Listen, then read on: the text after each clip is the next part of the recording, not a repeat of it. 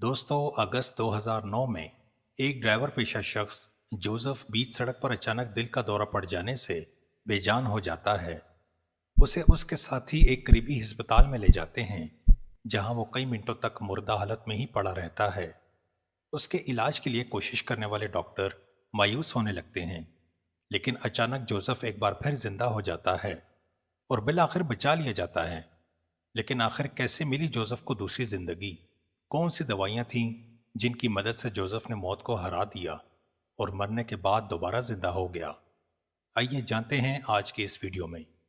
नाजरीन इकराम, Joseph New York के मशहूर फिल्मी किरदारों की तरह शोहरत रखने वाले एक स्टॉक ट्रेडर बूजी का ड्राइवर था।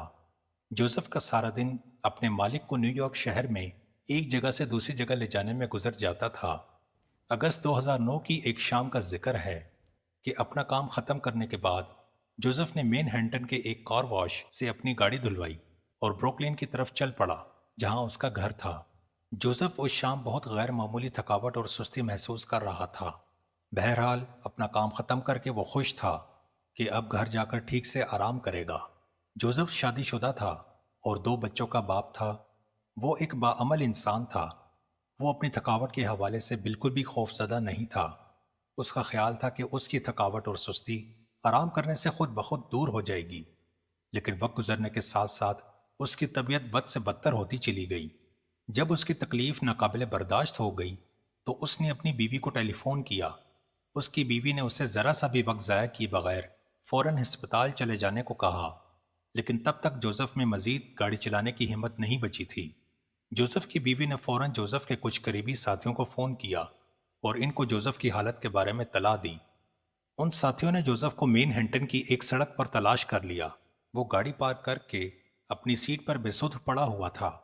जोसेफ के साथी उसे न्यूयॉर्क के एक बड़े अस्पताल के इमरजेंसी रूम में ले गए। जोसेफ के चेहरे का रंग जर्द हो चुका था। वो इमरजेंसी रूम में मौजूद नर्स को अपना अहवाल बताने की कोशिश कर ही रहा था कि बेहोश हो गया। नर्स ने फौरन एक ब्लू कोड जारी कर दिया। इसका मतलब था कि मरीज को दिल का दौरा पड़ चुका है और उसे फौरन तिब्बी इमदाद की जरूरत है। जोसेफ के दिल की धड़कन बंद हो चुकी थी और वो मुर्दा हालत में था। ये जोसेफ की खुशकिस्मती थी कि उसके साथी उसे एक ऐसे अस्पताल में ले आए थे जिसमें दिल की धड़कन बंद होने से हलाक होने वालों को जिंदा करने वाली टेक्नोलॉजी और आलात मौजूद थे। नीज अस्पताल का अमला इस जदीद टेक्नोलॉजी से बखूबी आगाह और तरबियत याफ्ता भी था। ब्लू कोड के जारी होते ही डॉक्टर और नर्सें हर सिम से भागकर इमरजेंसी रूम पहुंच गए और उन्होंने फौरन जोसेफ के दिल की धड़कन को बहाल करने के लिए सीपीआर का अमल शुरू कर दिया।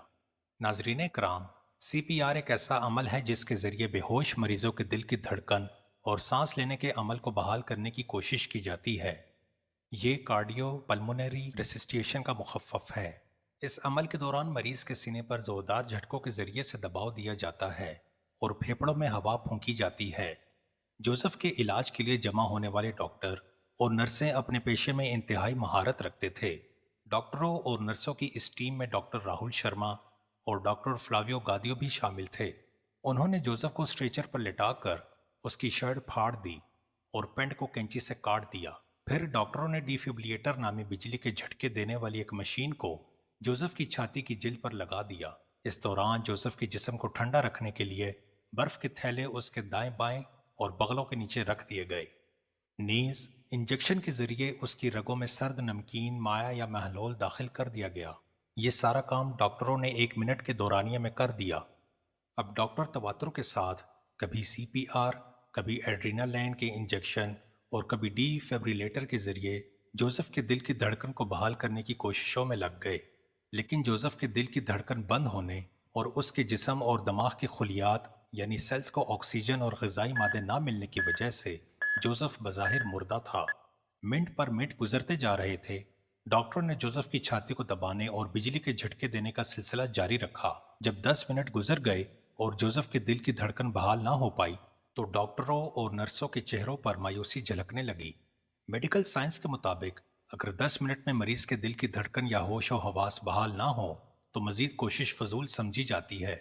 इसकी वजह यह है कि दिल की धड़कन बंद होने से अगर 10 मिनट तक दिमाग को ऑक्सीजन ना मिले तो दिमाग को नाकाबिले तलाफी नुकसान पहुंच जाता है। ऐसा मरीज अगर बच भी जाए تو بھی اس کی باقی کی زندگی ایک زندہ لاش کی طرح بستر پر پڑے پڑے گزرتی ہے۔ جوزف کی خوش قسمتی تھی کہ ڈاکٹروں کی ٹیم کا سربراہ ایک بہت مضبوط اعصاب اور قوت ارادی کا مالک تھا۔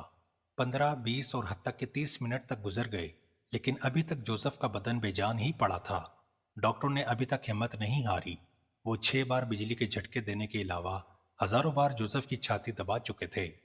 اس کے علاوہ وہ جوزف کو ایڈرینالین کے بے شمار انجیکشن بھی لگا چکے تھے۔ ڈاکٹروں اور نرسوں کے جسم پسینے سے سرشار ہو رہے تھے۔ ایمرجنسی روم میدان جنگ کا سما پیش کر رہا تھا۔ یہ جنگ ڈاکٹروں اور موت کے درمیان ہو رہی تھی۔ ڈاکٹر مردہ جوزف کو واپس دنیا میں لانا چاہتے تھے، جبکہ موت جوزف کو اپنی جانب کھینچ رہی تھی۔ اسی کشمکش میں 40 منٹ گزر گئے۔ اگر یہ واقعہ 10 سال قبل پیش آیا ہوتا تو اس مرحلے پر جوزف کے دل کی دھڑکن بحال کرنے کا کوئی فائدہ نہیں تھا۔ اتنا وقت گزر جانے کے بعد اس کا دماغ ناکارہ ہو چکا تھا، لیکن ڈاکٹروں کو اعتماد تھا کہ میڈیکل سائنس میں نئی پیش رفتوں اور جدید ٹیکنالوجی کی بدولت وہ نہ صرف جوزف کی زندگی بچانے میں کامیاب ہو جائیں گے، بلکہ اسے ایک نارمل زندگی گزارنے کے قابل بھی بنا دیں گے۔ اور پھر بالآخر 47 منٹ پر پہنچ کر جوزف کے دل نے دھڑکنا شروع کر دیا۔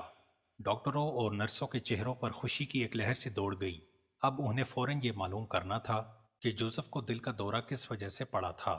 غالباً امکان یہی تھا کہ دل کو آکسیجن سے بھرپور خون فراہم کرنے والی کسی بڑی شریان کے بند ہو جانے سے ایسا ہوا تھا۔ جوزف کو کچھ ٹیسٹوں کے لیے دل کی بیماریوں سے متعلقہ لیبارٹری میں منتقل کر دیا گیا۔